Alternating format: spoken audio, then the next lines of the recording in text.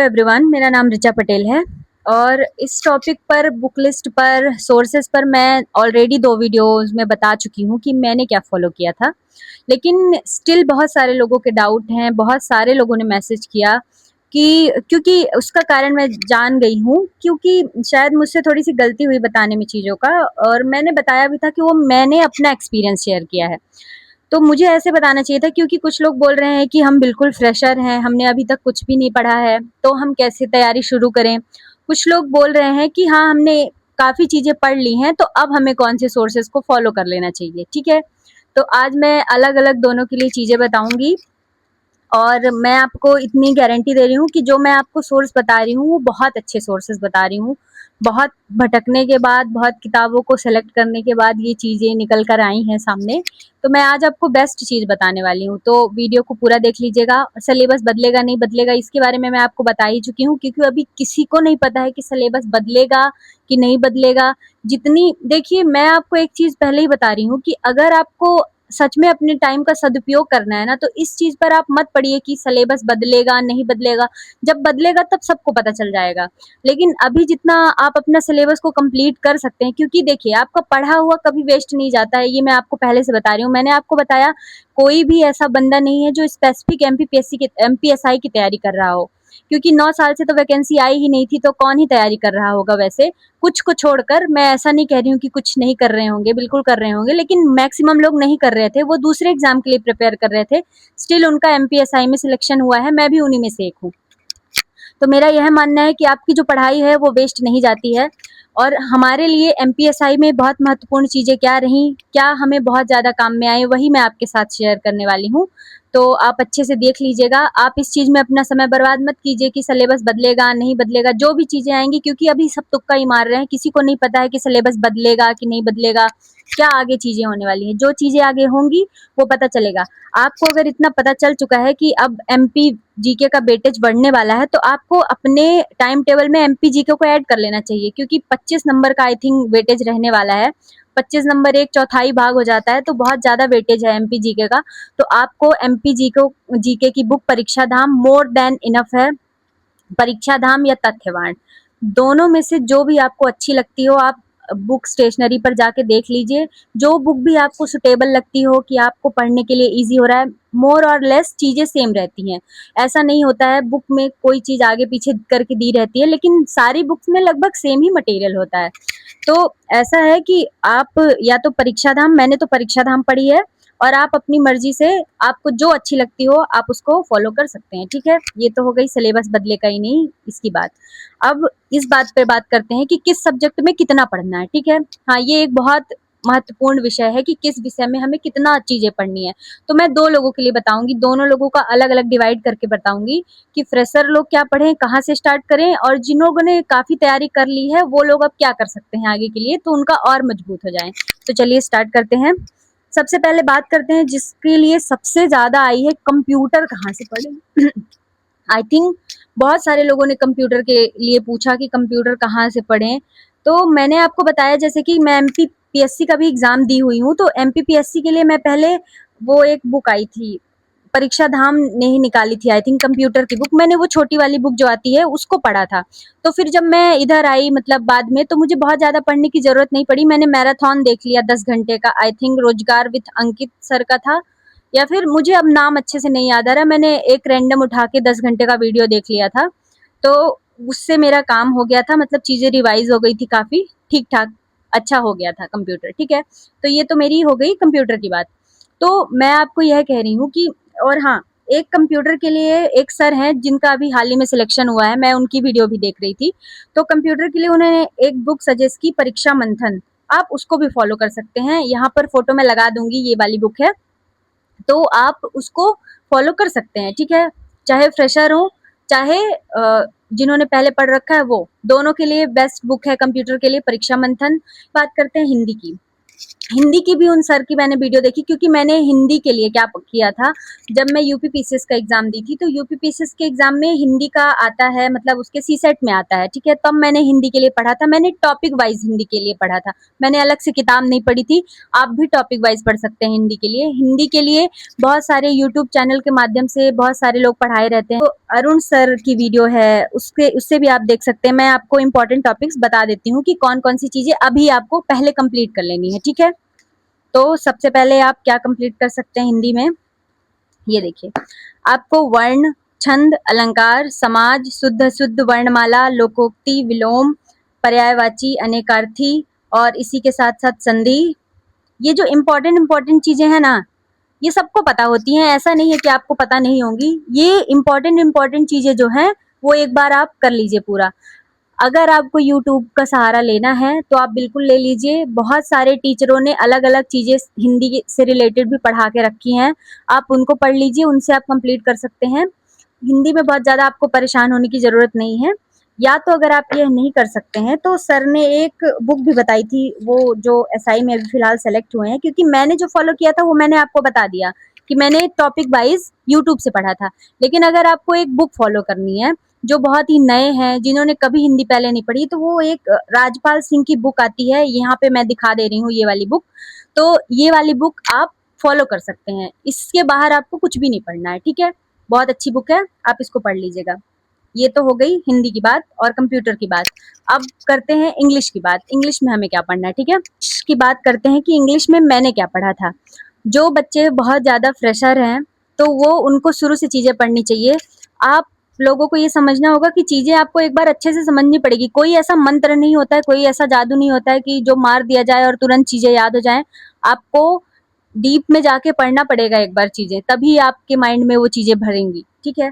तो मैं अपना बता रही हूँ कि मैंने इंग्लिश नहीं पढ़ा था, क्योंकि मेरी इंग्लिश की जो थोड़ी बहुत चीज़ें थी वो ठीक थी, जैसे कि टेंस वगैरह, नरेशन वगैरह, पैसिव एक्टिव, ये सारी चीज़ें मुझसे आती थी पहले से थोड़ी बहुत। तो मैंने इंग्लिश के लिए कोई अलग से नहीं पढ़ा था, ठीक है। तो मैं आपको बता दे रही हूँ कि आप क्या-क्या पढ़ सकते हैं। नीतू मैम है एक, उनकी वीडियोज़ रहती हैं आई थिंक यूट्यूब पर, तो आप उनको फॉलो कर सकते हैं।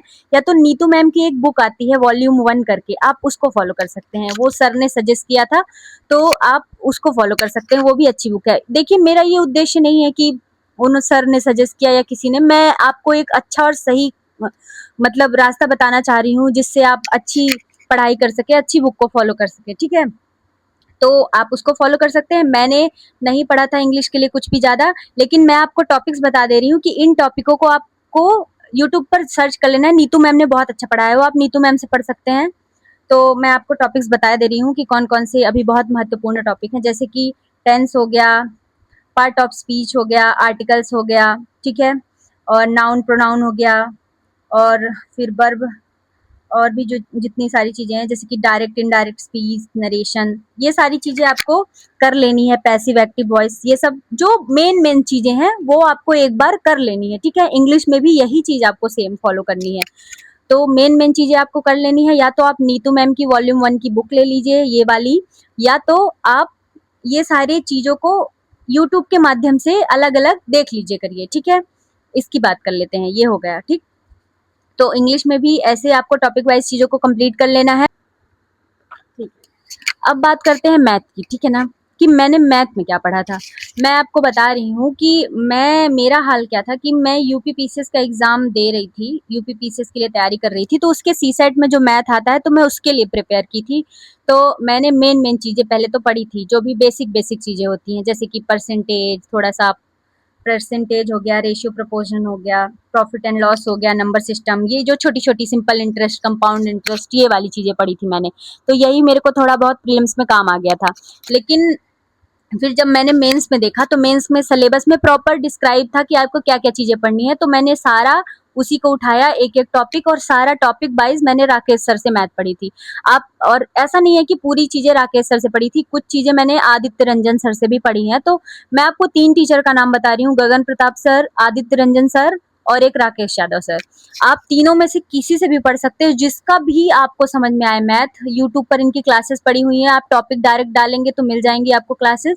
आप इन्हीं से कंप्लीट कर लीजिए और उसका कई बार प्रैक्टिस कीजिए। जब जब तक आपसे वो चीज़ आए ना, तब तक आपको उस चीज़ को करना है, ठीक है ना।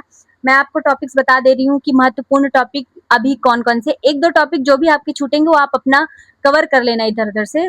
तो मैं आपको बता रही हूँ जैसे कि परसेंटेज बहुत इंपॉर्टेंट है, ratio and proportion, profit and loss, number system, CI, SI, ठीक है, discount, time and work, time speed distance, और नाव धारा, पाइप एंड सिस्टम, और सिंप्लीफिकेशन, एलसीएम, एचसीएफ, मेंसुरेशन। इतना तो अभी बहुत ज्यादा इंपॉर्टेंट है, आप इतना अभी कंप्लीट कर लीजिए, फिर बाकी जो आगे अदर चीजें आएंगी ऐड होंगी। क्योंकि देखिए अभी आपको पता नहीं है ना कि आपका सिलेबस में वेटेज किसका कितना रहने वाला है, किसी को नहीं पता है, मैं भी नहीं बता सकती, कोई भी नहीं बता सकता, क्योंकि जो नया सिलेबस आने वाला है उसका वेटेज कितना क्या रखता है, क्या कैसे सिलेबस देता है, वो सिर्फ वही जानते हैं ना, हम लोग तो नहीं जानते हैं। इसीलिए मैं कह रही हूँ कि जो बेसिक बेसिक चीजें हैं उसको आप कंप्लीट कर लीजिए, उससे आपका फायदा होगा, ठीक है। तो ये मैथ के लिए हो गया, मैथ के लिए भी मैंने बता दिया, 3 सर हैं, आप 3 में से किसी से भी पढ़ सकते हैं, ठीक है। ये मैथ के लिए हो गया, ठीक। अब बात कर लेते हैं, और तो मैंने आपको लगभग लगभग रीजनिंग के लिए तो मैंने आपको एक रामबाण बता ही दिया है कि जो प्लेलिस्ट मैंने बताई है, प्लेलिस्ट मैंने अपने टेलीग्राम चैनल पर टैग कर दी है, आप जाके देख सकते हैं। टेलीग्राम का लिंक मैं आपको डिस्क्रिप्शन में दे दूंगी, तो आप वहां से जाके चेक कर लेना।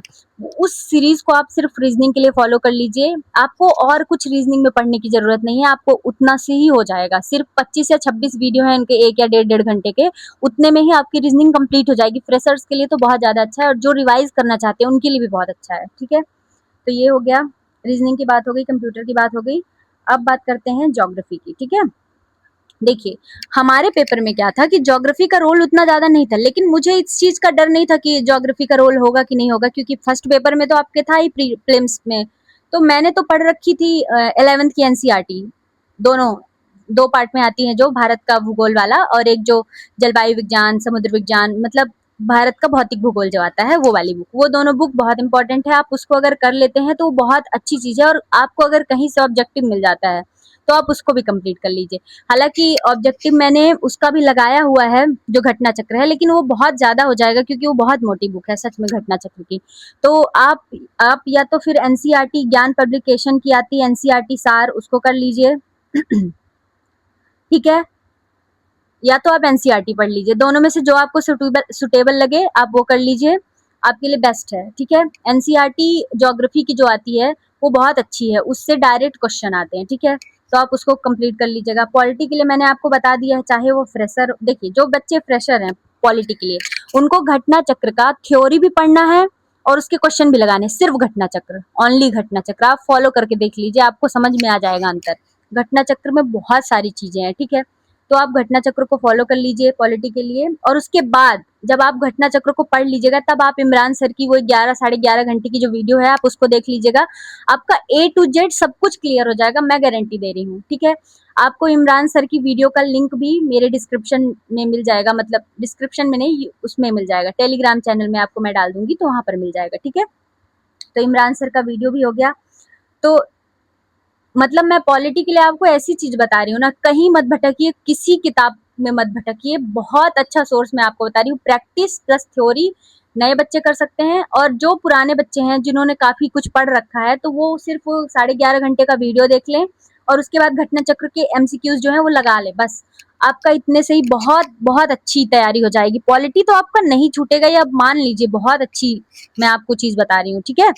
अब बात कर लेते हैं हिस्ट्री की। हिस्ट्री की मैंने आपको कई बार बता दी है बात की, खान सर की नोट्स तो बेस्ट है, और अगर खान सर की नोट्स आप नहीं ले सकते तो आप लूसेंट ले लीजिए। लूसेंट को पीएससी वाले बच्चे भी पढ़ते हैं और बहुत सारे बच्चे पढ़ कर निकाले हैं, लूसेंट में बहुत सारी चीजें दी गई हैं। मैं आपको खान सर की इसलिए वीडियो को सजेस्ट कर रही थी क्योंकि मैंने उनका पहले भी वीडियो देख रखा था और मैं उसकी पीडीएफ भी पढ़ी थी, तो मुझे बहुत ज्यादा अच्छा लगा था, मतलब समझ में ज्यादा आया था, इसलिए मैं आपको बोल रही थी।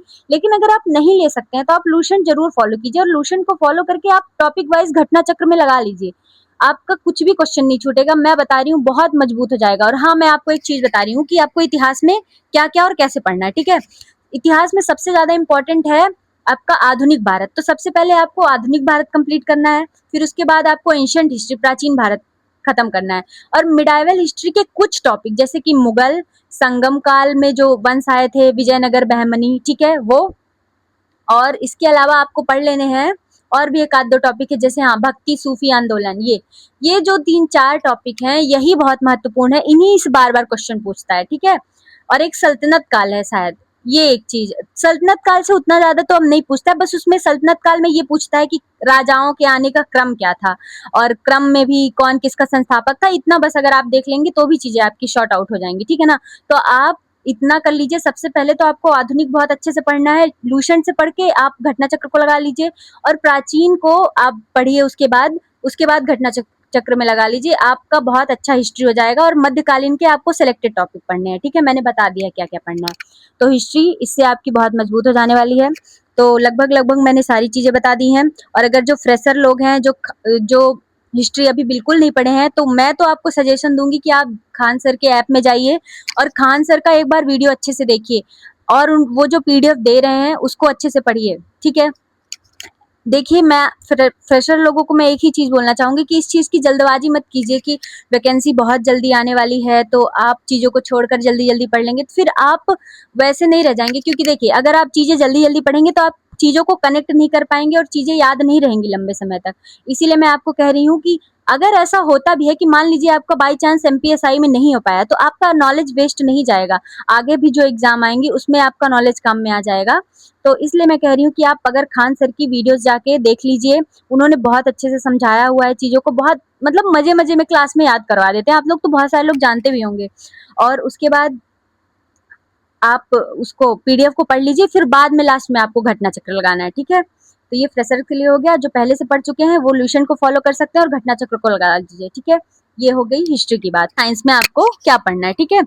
तो मैं तो एक बात आपको बता रही हूँ कि साइंस में मैंने तो खान सर की नोट्स को ही जो पढ़ा था। देखिए, साइंस में जो पुलिस की, एमपी पुलिस की मेनली तैयारी कर रहे हैं, उनके लिए फिजिक्स, केमिस्ट्री और बायोलॉजी तीनों इंपॉर्टेंट रहती हैं लगभग लगभग, ठीक है। लेकिन जो एसआई के बच्चे हैं, तो मुझे ऐसा लगता है कि बायोलॉजी का जो वेटेज रहता है वो ज्यादा है। तो आप बायोलॉजी के लिए मतलब लूसेंट में भी काफी अच्छा कंटेंट दिया हुआ है, तो आप उसको फॉलो कर सकते हैं, ठीक है। मैंने तो खान सर की नोट्स पढ़ी थी। आप दोनों में से किसी को भी चीज को फॉलो कर लीजिएगा, आपका अच्छा हो जाएगा। या तो एक सर ने बुक बताई थी, मैं यहाँ पर ये बुक दिखा दे रही हूँ, एक सर सेलेक्टेड है, उन्होंने ही बुक बताई थी, ज्ञान पब्लिकेशन की एनसीईआरटी सार, आप उसे भी ले सकते हैं। अगर आप देख लीजिएगा एक बार, आप जाके आपको जो भी बुक अच्छी लग रही हो पढ़ने में, आप उसे ले लीजिएगा। सारी बुक अच्छी होती है, लेकिन एक चीज का आप ध्यान रखिएगा प्लीज, जो बुक भी आप पढ़ें वो एक ही होनी चाहिए। ऐसा नहीं है कि एक सब्जेक्ट की आपने 3-3 बुक ले ली है, ऐसा बिल्कुल नहीं होना चाहिए। आप जिस चीज पर भी ट्रस्ट कर रहे हो वो एक होना चाहिए। मतलब आप एक चीज पर ट्रस्ट करके पढ़िए, उसको कई बार पढ़िए, आपको रिजल्ट मिलेगा मिलेगा, ठीक है ना। मैंने भी बहुत सारी गलतियां की हैं पहले, कि मैं भी, देखिए मुझे भी पता है, मैं भी स्टूडेंट हूँ, तो मुझे भी ये चीज का पता है कि इंसान भटक जाता है चीजों में। जैसे कोई बोल देता है कि अरे यार ये वाली बुक बहुत अच्छी है, ये वाली बुक में ये वाला कंटेंट है, वगैरह वगैरह। तो मैंने भी बहुत सारी किताब ले रखी है, लेकिन बाद में समझ में आया कि सारी चीजें महत्वपूर्ण नहीं होती हैं हमारे लिए। आपको एक किताब को फॉलो करना है, कई बार फॉलो करना है, मेरी बात मान लीजिए, आप बहुत जल्दी सफल हो जाएंगे, ठीक है। ये हो गया, ये तो हो गया आपका साइंस का पोर्शन, ठीक है। अब क्या बच गया, एक करंट अफेयर, ठीक है। करंट अफेयर बच गया। करंट अफेयर की बात करते हैं। देखिए, करंट अफेयर आपको लास्ट 6 मंथ का तैयार करना है पहले तो, क्योंकि करंट अफेयर जो ज्यादा चीजें पूछी जाती है लास्ट 6 मंथ की ही पूछी जाती हैं। एक कुमार गौरव सर का चैनल है, वो मंथली वीडियोस बनाते हैं, मंथली वीडियोस भी आती हैं उनकी। तो आप वो मंथली वीडियोस एक बार देख लीजिए, करिए, ठीक है। और लास्ट में आपको क्या करना है, जैसे आपने मंथली मंथली 6 महीने तक का देख लिया, लास्ट में एक बुक आती है स्पीडी, ठीक है, उससे आप रिवाइज कर लीजिए चीजों को, क्योंकि रहनी तो वही चीजें हैं, उससे आप, और जो नई चीजें आ रही हैं तो उसमें आप थोड़ा बहुत ऐड कर सकते हैं, ठीक है। तो आप इतना कर लीजिएगा करंट अफेयर के लिए, आपका करंट अफेयर भी नहीं छूटने वाला है, ठीक है। तो अगर और मैंने तो हालांकि मेरे ख्याल से अब सारी चीजें आपकी क्लियर कर दी हैं, लेकिन अब देखिए, अब मैं इस टॉपिक पर बहुत सारे वीडियोस बना चुकी हूँ, तो अब ये मेरा लास्ट वीडियो है इस टॉपिक पे। और अगर आपको फिर भी अभी किसी चीज का डाउट है, तो मेरे टेलीग्राम चैनल में चैट्स ओपन है, तो आप वहां पर जाके अपना जो भी डाउट है वो पूछ सकते हैं, मैं सारी चीजें बता दूंगी। पता है कि कौन कौन सी चीजें बदलने वाली हैं, कौन कौन सी चीजें नहीं बदलने वाली हैं। तो जो अभी आपके पास सिलेबस है उसको फॉलो करते हुए आप मेन मेन सब्जेक्ट को पहले तैयार कर लीजिए। एमपीजी के परीक्षा धाम, ठीक है। हिस्ट्री आपको तैयार करनी है, पॉलिटी आपको अभी तैयार करनी है, ठीक है। और हिस्ट्री, पॉलिटी, मैथ, रीजनिंग और हिंदी, इंग्लिश, ठीक है। इतना अभी, और साइंस, इतना आप अभी तैयार करते रहिए। जब नया सिलेबस आ जाएगा तो जो जो मैंने चीजें आपको बताई हैं उसके अकॉर्डिंग आप अपनी चीजों को बांट लेना कि हाँ यार अब ये चीजें ऐड हुई हैं, इतना इतना इनका वेटेज है, तो हमें इतना इतना चीजें पढ़नी है। बाकी मैंने आपको सोर्सेज बता दिए हैं, तो जो भी आपको चीजें लगे कि हाँ आपको फॉलो करनी चाहिए। लेकिन मैं आपको एक चीज जरूर बोलूंगी, जो भी चीज आप फॉलो कीजिएगा, चाहे वो मेरी बताई गई हो, चाहे वो किसी ने भी कोई भी चीज बताई हो ना, आप जो भी फॉलो कीजिएगा प्लीज एक चीज को फॉलो कीजिएगा। बैच, मैं आपको तो बैच लेने के लिए नहीं प्रेरित करूंगी, क्योंकि मुझे पता है कि बैच में उतनी अच्छी चीजें नहीं हो पाती हैं। लोग बोलते हैं बड़ी बड़ी बातें करके कि ये वाला बैच है, वो वाला बैच है, ऐसी चीज पढ़ा रहे हैं, वैसी चीज पढ़ा रहे हैं। कोई पढ़ाता नहीं है। लास्ट में अपनी सेल्फ मेहनत जो रहती है, हम खुद से जो पढ़े रहते हैं वही काम आता है। तो आप देख लीजिएगा कि आपको अपने अनुसार क्या करना है। लेकिन मैं तो यही कहूंगी कि अगर आप पढ़ रहे हैं तो आप एक किताब को फॉलो कीजिएगा, उसका मैक्सिमम टाइम रिवीजन कीजिएगा और एमसीक्यूज लगाइएगा। आप देख लीजिएगा आपको कहीं ना कहीं सफलता अवश्य मिलेगी, चाहे वो जहां भी मिलेगी। क्योंकि और हाँ, लगे रहिएगा, मतलब देखिए डेली आपको पढ़ना है, ये चीज आपको नोटिस मतलब करनी पड़ेगी अपनी जिंदगी में ऐड। क्योंकि आप अगर मान लीजिए कुछ दिन पढ़ रहे हैं फिर छोड़ दिए, फिर कुछ दिन पढ़ रहे हैं फिर छोड़ दिए, तो वो चीजें भूल जाती हैं। आपको डेली पढ़ना है। कम ज्यादा हो सकता है कि किसी दिन ज्यादा पढ़ लिए, किसी दिन कम पढ़ लिए, लेकिन ऐसा नहीं होना चाहिए कि आप किसी दिन एक भी नहीं पढ़ रहे हैं, किसी दिन आप 12 घंटा पढ़ रहे हैं। ऐसा नहीं होना चाहिए। एक बराबर स्तर पर आपकी स्टडी का प्लान चलना चाहिए कि हाँ मेरे को इतना डेली जितना भी आपका है पढ़ना पड़ेगा। और ये मान के चलिए कि समय बहुत कम है। समय का ध्यान रखते हुए अपनी चीजों को, और सारी चीजों में टाइम वेस्ट मत कीजिए। सिलेबस क्या आएगा, फिजिकल कब होगा, चश्मा मतलब क्या, कैसे चीजों, मतलब इस चीज पर मत पढ़िए आप लोग। अभी सिर्फ आप लोग पढ़ाई कीजिए, क्योंकि जो भी आने वाला है वो बहुत कम समय मिलने वाला है आपको, ठीक है ना। तो आप एक सीरियस स्टूडेंट बन के पढ़ाई कीजिए, जो भी है आपका, है ना। तो मिलते हैं नेक्स्ट वीडियो में। Bye bye.